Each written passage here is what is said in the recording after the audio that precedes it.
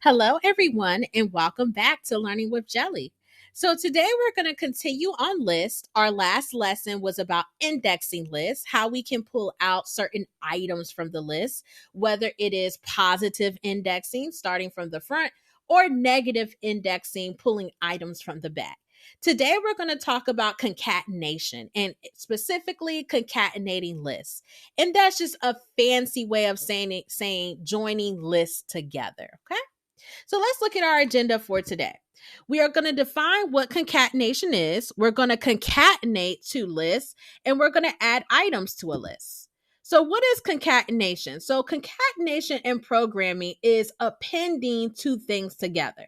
So, you can think of it as adding two lists together. So, we are going to actually use the plus sign to concatenate. We saw concatenation in our intro to functions, where we were able to create a function that concatenates two strings. And that means just put the text side by side. So it's going to put things side by side. Sometimes concatenation is necessary when you have items stored separately and you need to bring those items together. So, concatenating lists. So, in this case, we have list one, which is a list of apple and 52. So, maybe this is inventory. I have 52 apples.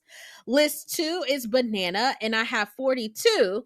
And notice what happens when I concatenate or add these lists together. I see that now my inventory list is one complete whole list. And if I wanted to, I could have stored this as list three, and then we can do a print statement. Okay, so storing it as a variable is going to keep it in memory for us, and we get the same thing, right? But what happens if I try to add three? So I have this list called nums, that's 1, 2, 3, and I'm trying to add three to every item. So I want one to be 4, I want two to be 5, and I want three to be 6. But notice what actually happens. I get an error. Okay. It tells me that I cannot perform some of these mathematical operations on lists. So, what do I have to do? That is going to be in a future video, but you're going to have to change it to an array.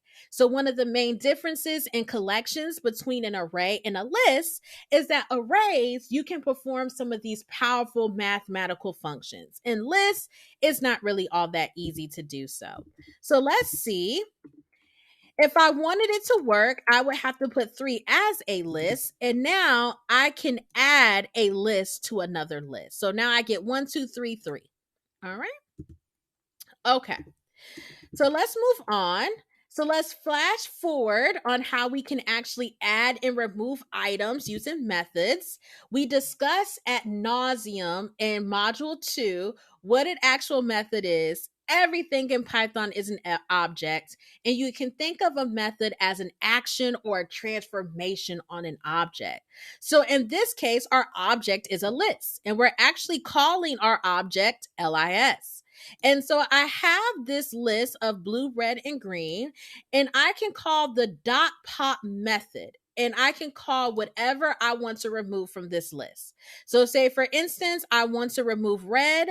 I can call dot pop, and let me add this back, dot pop 1, and it will remove red. So let's see this. So I do list, which is the object.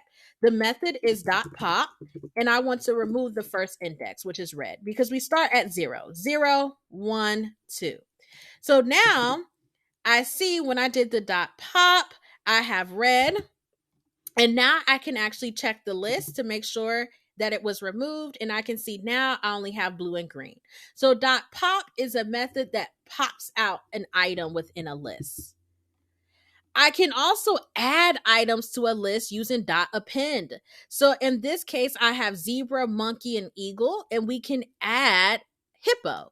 So I'm going to call the object, which is list 2, dot append, which is the method, and I'm going to append the value of hippo. And now when I actually check the list, I see that I have hippo at the end. Okay, so dot append is going to add things to the list. A dot pop is going to remove items out. So in summary, concatenation is how we add two objects together. As far as lists is how we bring two lists together. You cannot perform mathematical operations on lists, such as adding 3 or multiplying by 2. You would need an array to do that.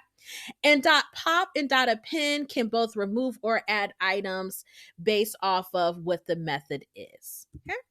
So thank you for tuning in with Learning with Jelly. Please like, comment, and subscribe. As always, you can follow along by looking in the description and grabbing that GitHub link for you to have a copy of the notebook. Until next time, we're going to continue on list.